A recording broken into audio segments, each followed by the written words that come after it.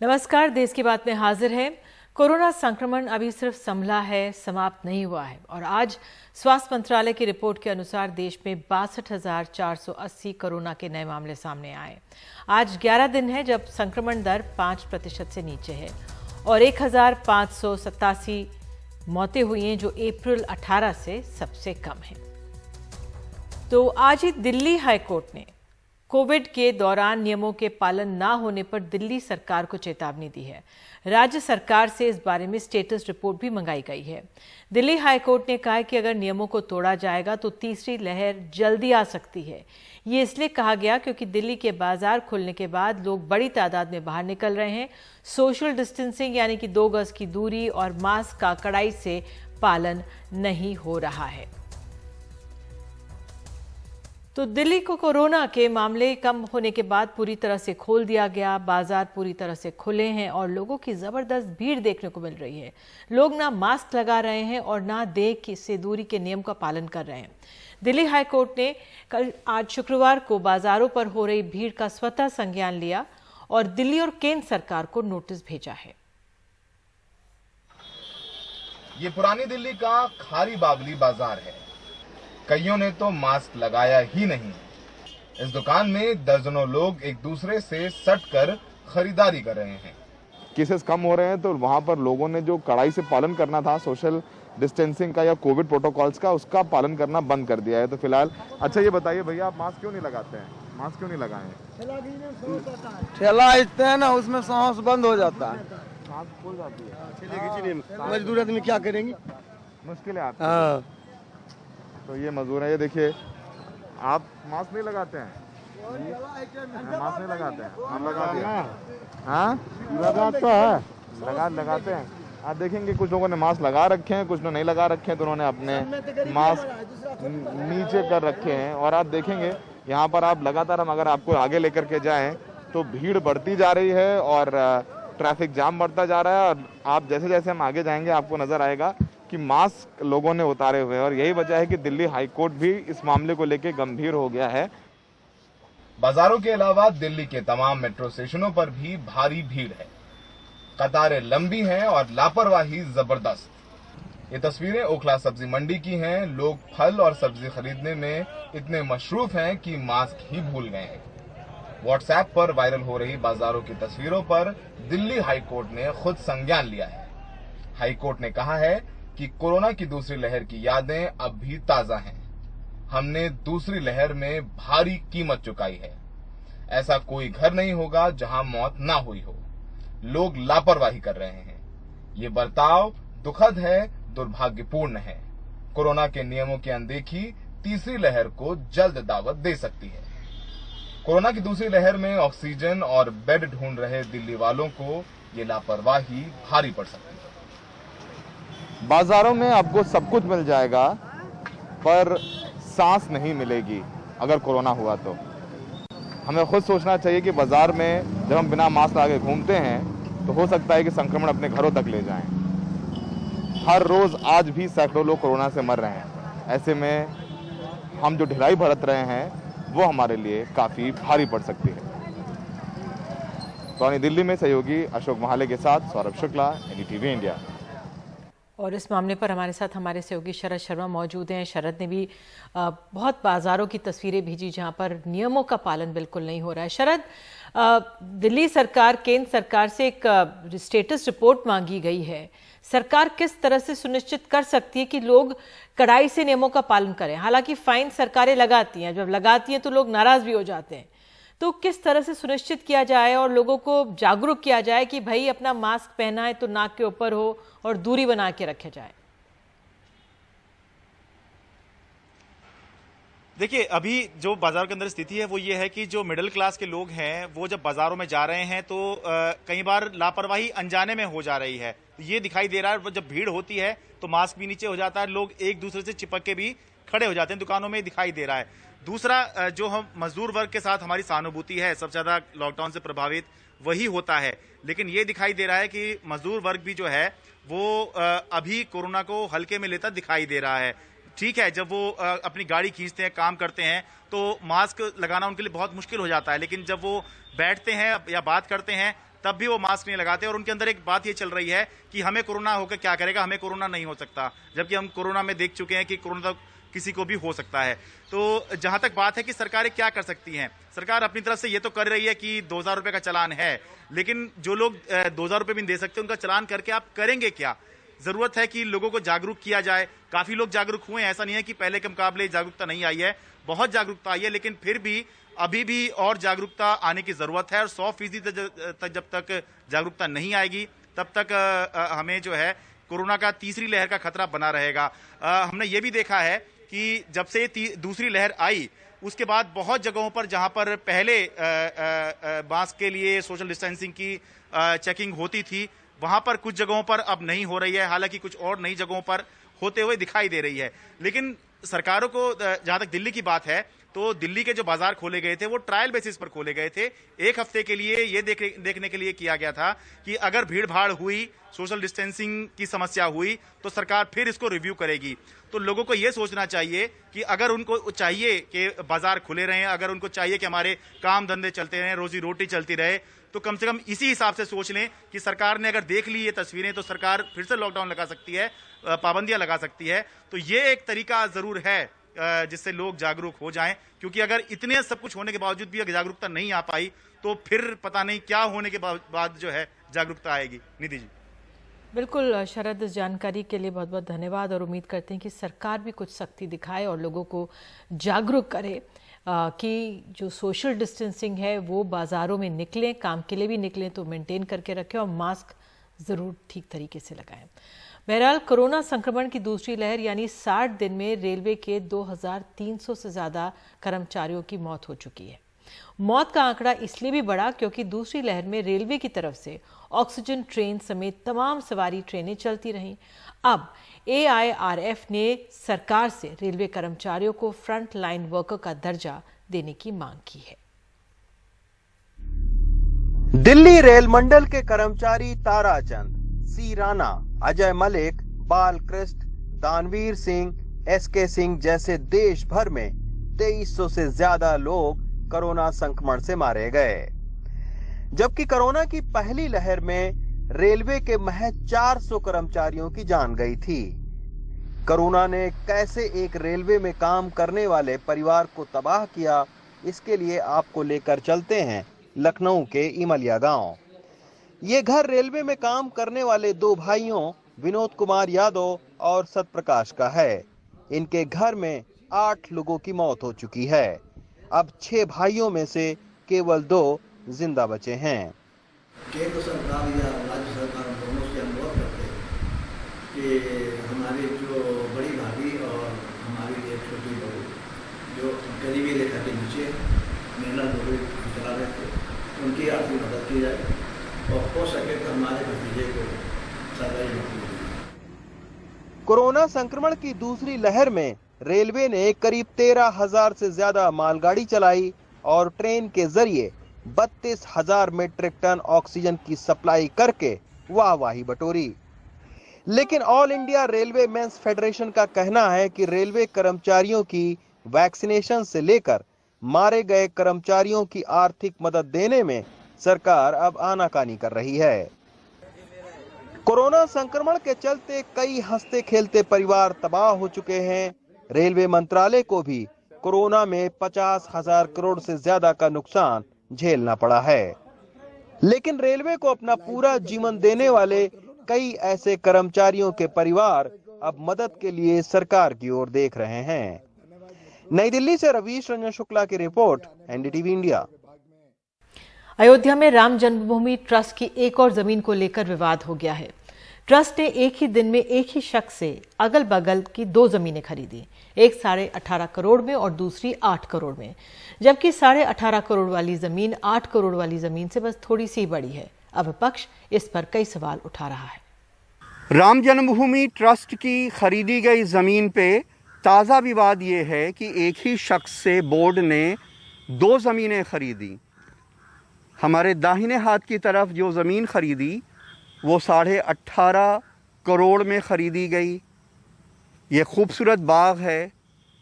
और हमारे बाएं हाथ की तरफ जो ज़मीन ख़रीदी गई उससे थोड़ी ही कम ज़मीन सिर्फ 8 करोड़ रुपए में खरीदी गई। विपक्ष ये सवाल उठा रहा है कि क्या वजह है कि एक ही शख्स एक ही दिन एक ही जगह मौजूद दो ज़मीनों को दो अलग अलग दामों पे बेचता है और बोर्ड उसको ख़रीद लेता है, एक 18.5 करोड़ में, दूसरा 8 करोड़ में। अगर इसकी मालियत और बढ़ा भी दी जाए ज़मीन कम होने की वजह से, तो भी इसकी मालियत 9 करोड़ 35 लाख के आसपास जाती है। तो 9 करोड़ 35 लाख और 18.5 करोड़ में तकरीबन 2 गुने का अंतर है। राम जन्मभूमि ट्रस्ट ने इन बागों की 2 खरीद 18 मार्च को एक साथ की। ट्रस्ट ने 6:51 पे 10,370 स्क्वायर मीटर का बाग 8 करोड़ में ख़रीदा और 7:15 पे 12,080 स्क्वायर मीटर का बाग 18.5 करोड़ में ख़रीदा। पहले बाग के दाम से दूसरे की कीमत करीब 9 करोड़ 32 लाख हुई। इस तरह दूसरा बाग करीब दूने दाम पे ख़रीदा गया, यानी सिर्फ 24 मिनट में ज़मीन की कीमत दूनी हो गई। विपक्ष इन आरोपों के साथ इन खरीदों पे लगातार सवाल उठा रहा है। एक जमीन है 12,080 वर्ग मीटर, एक जमीन है 10,080 वर्ग मीटर, 10,370 वर्ग मीटर, एक जमीन है 12,080 वर्ग मीटर, एक जमीन है 10,370 वर्ग मीटर, एक जमीन का दाम है 18.5 करोड़ रुपए, एक जमीन का दाम है 8 करोड़ रुपए। ये भ्रष्टाचार है कि नहीं है? अयोध्या में राम मंदिर का विवाद करीब 125 साल बाद हल हुआ है और भगवान राम के भक्त जल्दी उनका मंदिर देखना चाहते हैं। इस विवाद से आम भक्तों से लेके साधु सन्यासियों तक में प्रतिक्रियाएं हुई हैं। इसी तरह से राम जन्मभूमि का मामला जब आया तो जब उसका निष्कर्ष निकलने को कहा तो आपने कई ट्रस्ट को बदल दिया। ऐसे लोगों को बनाया जो भ्रष्टाचारी थे, जिसके लिए आपको खरीदनी पड़ रही है। संपत राय को कौन जानता था ये कौन आदमी है, क्या है? और वो कहता हमारे ऊपर कड़क लगाता, राम जन्मभूमि ट्रस्ट के सचिव चंपत राय कहते हैं कि राम मंदिर के आसपास से कुछ मंदिरों और मकानों को हटाना पड़ रहा है। जिन्हें हटाया जा रहा है उनकी पसंद की ज़मीनें उसके एवज में दूसरी जगह दी जा रही हैं। ये ज़मीन भी उसी के लिए खरीदी गई है। तीर्थ क्षेत्र का निर्णय है कि जिनको खरीदा जाएगा ऐसे सब व्यक्तियों को, स्थानों को पुनर्वासित भी किया जाएगा। पुनर्वास करने के लिए भी उन्हीं की सहमति और पसंद की जमीन को हम खरीदेंगे और संबंधित संस्थानों और व्यक्तियों को प्रदान करेंगे। किशोर कुमार साहब का एक गाना है कि देखो ऐ दीवानो ये काम ना करो, राम का नाम बदनाम ना करो। यूं तो इस मुल्क में ज़मीन जायदाद के लातादाद विवाद सदियों से चलते रहे हैं और सदियों तक चलते रहेंगे, लेकिन चूंकि इसमें उस ट्रस्ट का नाम जुड़ा है जो भगवान राम लला का मंदिर बनाने वाला है, इसलिए जब उसका नाम जुड़ता है तो राम के भक्तों को तकलीफ़ तो होती ही है। अयोध्या में विनीत वर्मा, राजेश गुप्ता और प्रमोद श्रीवास्तव के साथ कमाल खान, NDTV इंडिया। और देश की बात में आगे, क्या सोयाबीन के देश में सबसे बड़े उत्पादक मध्य प्रदेश में बीज की ही हो रही है कालाबाजारी?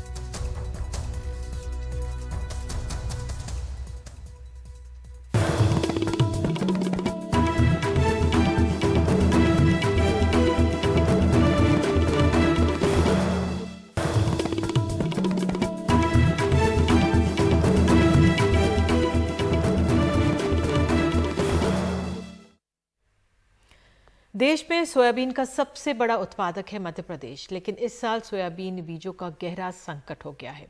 खरीफ सीजन सिर पर है, बुआई शुरू होने वाली है, लेकिन किसान बीज ढूंढ रहा है। कृषि मंत्री वहां पर कह रहे हैं कि सोयाबीन घाटे का सौदा है, किसान खरीफ में दूसरी फसल लगा लें। ये तस्वीरें जून के पहले हफ्ते की हैं। शाजापुर में शासकीय बीज केंद्र पर किसानों की भारी भीड़ उमड़ी और सोशल डिस्टेंसिंग की जमकर धज्जियां उड़ती दिखीं। 11 बजे केंद्र खुलता, लेकिन 6 बजे से ही किसान लाइन में लग गए। बोलो जय किसान। एक पर्ची पर 60 किलो सोयाबीन बीज मिला। किसानों की मांग इससे कहीं ज्यादा थी। हमारे साथी सुनील ने बताया कि नाराज किसानों को संभालने के लिए पुलिस ने मोर्चा संभाला।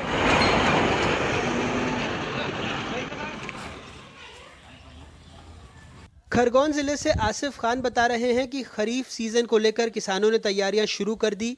इस साल 70,000 हेक्टेयर में सोयाबीन की बोवनी किए जाने का लक्ष्य रखा गया, लेकिन किसानों को दुकान, सोसाइटी कहीं से बीज नहीं मिल पा रहा। सोयाबीन का बीज हमको नहीं मिल रहा है। 2 महीने से हम परेशान हो रहे हैं और समिति में भी हम गए थे, बोले हमारे पास अभी नहीं आया सोयाबीन। और बाज़ार गए थे, बाज़ार बोले हमारे पास पक्का बिल नहीं मिलेगा और बीज की कोई गारंटी नहीं मिलेगी। तो सर हम कैसे बीज बोए? पड़ोसी धार से अमीन ने बताया कि कई किसानों ने इस बार सोयाबीन बोया ही नहीं। कालू 3.5 एकड़ में सोयाबीन लगाते थे, इस बार कपास बोया है। कपास बोया है। अच्छा, कपास बोया। पहले क्या बोते थे? पहले सोयाबीन बोते, महंगा होने के कारण हमने सोयाबीन नहीं बोया। अभी बहुत महंगा मिल रहा है, 8,000 रुपये कट्टो मिल रहा है। अच्छा। बेचने जहाँ 3500 का भाव मिलता है, हमको क्या भाव कर रहा है। मध्य प्रदेश को सोया राज्य का तमगा मिला हुआ है, लेकिन इस बार किसानों को गुणवत्ता वाले सोया बीजों के गंभीर संकट का सामना करना पड़ रहा है। जो है वो 10,000 रुपये प्रति क्विंटल से 12,000 रुपये प्रति क्विंटल की कीमत पर उपलब्ध हैं। देश में सोयाबीन उत्पादन में मध्य प्रदेश और महाराष्ट्र का लगभग 89% हिस्सा है। पिछले साल मध्य प्रदेश में लगभग 58.54 लाख हेक्टेयर में फसल बोई गई थी, जबकि महाराष्ट्र में लगभग 43 लाख हेक्टेयर में। चने का समर्थन और मसूर का ऐसे में बजाय किसानों को संकट से उबारने, कृषि मंत्री बयान दे रहे हैं कि किसान सोयाबीन न उगाएं। सोयाबीन घाटे का धंधा है, 1600 के 1000 करना है, तो हम किसान को ऐसी सलाह क्यों देंगे जिसमें घाटा करे किसान? वो किसान घाटे में होगा, कर्ज में आएगा। और इसलिए किसान को खेती करना चाहिए। मैं किसान हम भी कर रहे हैं, लेकिन परिवर्तन करते रहना चाहिए। देखो पहले सोयाबीन नहीं था, पहले कपास होता था। जब हमको दिख रहा है कि हम लागत हमारी 1600 लग रही है, आमदनी 1000 की होगी, तो अपने पेड़ पे कुल्हाड़ी क्यों मारेंगे? देश में वैसे भी खाने के तेल का 40% से ज्यादा आयात होता है। ऐसे में तिलहन और खासकर ऑयल सीड में आत्मनिर्भर होने की बात होनी चाहिए, लेकिन एक बड़े सूबे के कृषि मंत्री सीधे किसानों को हतोत्साहित कर रहे हैं, वो भी तब जब खाने के तेल की महंगाई से रसोई परेशान है। ऐसे में कृषि मंत्री का ये बयान न सिर्फ चौंकाने वाला है, बल्कि जानकारों को लगता है ये पूरी योजना से किया जा रहा है। जनता को बहुत नुकसान है। अगर आज ये सही समय पर किसानों को बीज पर्याप्त मात्रा में अगर नहीं मिल पा रहा है, तो फिर वो आने वाले समय में इसकी पैदावारी कम होगी। पैदावारी कम होने के कारण जो तेल जो आज 170 रुपये लीटर में मिल रहा है, यही तेल कल 250 रुपये लीटर में मिलेगा।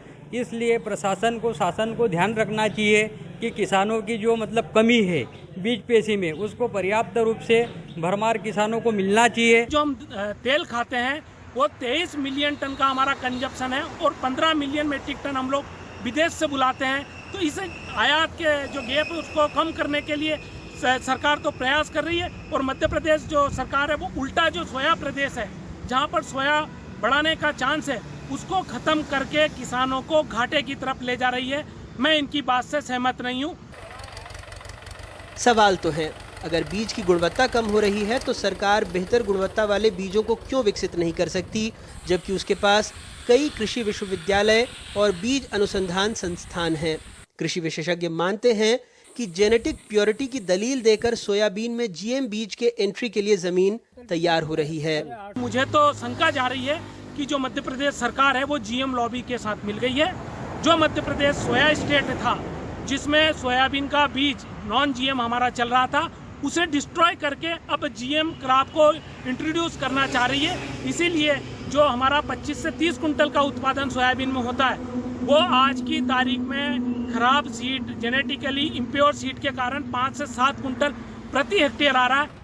चालू खरीफ सीजन में मध्य प्रदेश सरकार ने 63,74,000 हेक्टेयर में सोयाबीन बोने का लक्ष्य रखा है, लेकिन राज्य में बीज प्रतिस्थापन दर लगभग 32% है। इसके हिसाब से लगभग 20 लाख हेक्टेयर में किसानों को बीज बदलने की जरूरत होगी, यानी लगभग 16 लाख क्विंटल बीज की जरूरत। ये आएगा कहां से, ये बड़ा सवाल है। इस बीच केंद्र सरकार ने 2021-22 के खरीफ विपणन सत्र के लिए सोयाबीन का न्यूनतम समर्थन मूल्य यानी MSP 3,950 रुपये प्रति क्विंटल तय किया है, जो पिछले सत्र के मुकाबले 70 रुपये प्रति क्विंटल अधिक है। लेकिन इस वृद्धि पर ज्यादा ताली मत बजाएं। सोयाबीन का गणित हम समझाते हैं। अगर बीज मिल गए तो 1 हेक्टेयर में लगभग 5,000 रुपये का बीज, 5 से 700 रुपये का यूरिया, कल्टीवेटर के 1,500 रुपये, कीटनाशक के लगभग 1,500 रुपये, मजदूरी 1,000 रुपये, हार्वेस्टिंग के 1,200 से 1,500 रुपये, यानी कुल खर्चा लगभग 10,500 रुपये प्रति हेक्टेयर। अब इस पर खुश होना है या गमगीन, या आप तय कर लीजिए। मध्य प्रदेश में बीज की कमी खतरनाक स्तर तक पहुंच गई है और शायद इसलिए सरकार खरीफ सीजन में दूसरे फसलों का रकबा बढ़ाने की बात कह रही है। लेकिन ये लगभग वैसा ही है जैसे कबड्डी के किसी खिलाड़ी को रातों रात फुटबॉल के मैदान में उतार दिया जाए और उनसे नतीजों की उम्मीद की जाए। जानकार ये भी मानते हैं कि इससे तेल की कीमतें बढ़ेंगी और कहीं ना कहीं GM बीज लॉबी को न्योता देने की भी बात रहेगी। भोपाल से अनुराग द्वारी, NDTV इंडिया।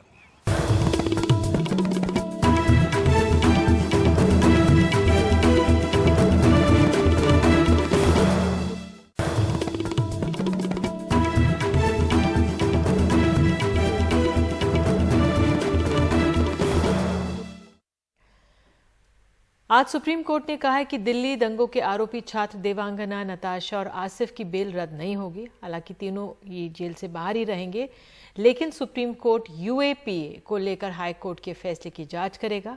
इस पर ज्यादा जानकारी दे रहे हैं हमारे सहयोगी सौरभ शुक्ला।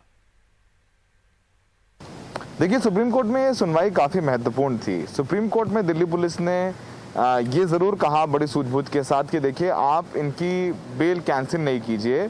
आसिफ इकबाल, देवांगना और नताशा तीनों कल शाम को बाहर आए हैं तिहाड़ से, इनकी बेल कैंसिल मत कीजिए। लेकिन जो दिल्ली हाई कोर्ट ने फैसला दिया है UAPA को लेकर के, इस पर आप रोक लगा दीजिए। दिल्ली पुलिस ने कहा कि इस UAPA के फैसले से दूसरे बहुत सारे केसेस में काफ़ी असर पड़ेगा। UAPA की जो FIR 59 है उसमें कुल 15 लोग जेल में, जिसमें उमर खालिद सैफी भी हैं, गुलफिसा फातिमा भी हैं। अगर इन तीनों को बेल मिल गई तो इस हाई कोर्ट के जजमेंट के आधार पर बाकी आरोपी भी बेल मांगेंगे। इसको लेकर के सुप्रीम कोर्ट ने ये कहा कि इस फैसले के पूरे देश में असर होंगे और उन्होंने सुप्रीम कोर्ट ने ये भी साफ किया कि इस फैसले को लेकर के बाकी लोग कोर्ट में बेल अपील दायर नहीं कर सकते हैं। देखिए, सुप्रीम कोर्ट ने भी ऐसा इसलिए कहा क्योंकि जाहिर सी बात है कि UAPA सिर्फ दिल्ली दंगों के केस में नहीं है, चाहे भीमा कोरेगांव के मामले हो, सेटन स्वामी का मामला हो, कई केसेस में UAPA हैं और जब UAPA लग जाता है तो बेल मिलना नामुमकिन सा होता है, तो काफ़ी मुश्किल हो जाता है। ऐसे में जब UAPA पे बेल दी दिल्ली हाई कोर्ट ने तो कई बहुत महत्वपूर्ण टिप्पणियां की। उन्होंने कहा कि संविधान में अधिकार है प्रदर्शन करने का, चक्का जाम करने से, नारे लगाने से देश की बुनियाद कमज़ोर नहीं हो जाती अगर कुछ छात्र ऐसा कर रहे हैं, और प्रदर्शन करने का संवैधानिक अधिकार और आतंकवादी गतिविधि को अंजाम देने में एक लकीर है जो कि राज्य यानी दिल्ली पुलिस की नज़रों में धुंधली होती जा रही है। अगर ऐसा हो रहा है तो ये प्रजातंत्र के लिए एक बहुत उदास कर देने वाला दिन होगा। और उन्होंने दिल्ली हाई कोर्ट में ने ये भी कहा कि जो देश के में डिफेंस रिलेटेड मैटर्स हैं उसी में ही UAPA लगाया जा सकता है। तो ऐसे में इस आदेश को लेकर के बहुत सारे दूसरे आरोपी भी बेल के लिए अपील कर सकते थे। यही वजह है कि सुप्रीम कोर्ट ने इस पर साफ कहा है कि इस फैसले के आधार पर कोई बेल नहीं लगा सकता, दूसरे लोग बेल नहीं ले सकते हैं। लेकिन सुप्रीम कोर्ट ने ये भी साफ कर दिया कि आसिफ इकबाल, देवांगना और नताशा की बेल रद्द नहीं की जाएगी और ये राहत की बात है। लेकिन राहत की बात उन लोगों के लिए नहीं है क्योंकि इसमें खालिद सैफी और उमर खालिद जैसे लोग भी जेल में हैं। उनको उम्मीद थी कि हाई कोर्ट के फैसले के बाद उनको भी बेल मिल जाएगी। तो अब सुप्रीम कोर्ट ने जब ये साफ कर दिया है कि हाई कोर्ट के फैसले को आधार बना करके लोग बेल नहीं फाइल कर सकते हैं, तो उनकी जो उम्मीदें थीं उमर खालिद और दूसरे जो आरोपी UAPA में अंतर हैं वो थोड़े अंदर हैं, उनकी वो उम्मीदें थोड़ी सी कमज़ोर पड़ जाती हैं। तो फिलहाल राहत की बात तो इन तीनों की है जो बाहर हैं, लेकिन उम्मीदें टूटी ज़रूर हैं जो लोग जेल में हैं इस वक्त। लेकिन इस पूरे मामले पर सुप्रीम कोर्ट जुलाई में सुनवाई करेगा और जब इस पूरे मामले पर UAPA पर जो कुछ कहा है दिल्ली हाई कोर्ट ने, उस पर जब सुनवाई सुप्रीम कोर्ट करेगा और सुप्रीम कोर्ट क्या कुछ कहता है, क्या रुख रहता है सुप्रीम कोर्ट का, इसका असर बेहद व्यापक होने वाला है। तो इस पर सुप्रीम कोर्ट का रुख बेहद महत्वपूर्ण रहेगा और हम देखेंगे कि जब सुप्रीम कोर्ट इस पर कुछ फैसला देगा तो उसका असर दर्जनों केसेस से पड़ेगा, क्योंकि कई सालों में हमने देखा है कि यूएपीए का बहुत ज़्यादा इस्तेमाल हुआ है बहुत सारे केसेस में, जिसको लेकर के तमाम एक्टिविस्ट खुल के बोल भी रहे हैं, लिख भी रहे हैं। सहयोगी अशोक माले के साथ दिल्ली में सौरभ शुक्ला, एनडीटीवी इंडिया।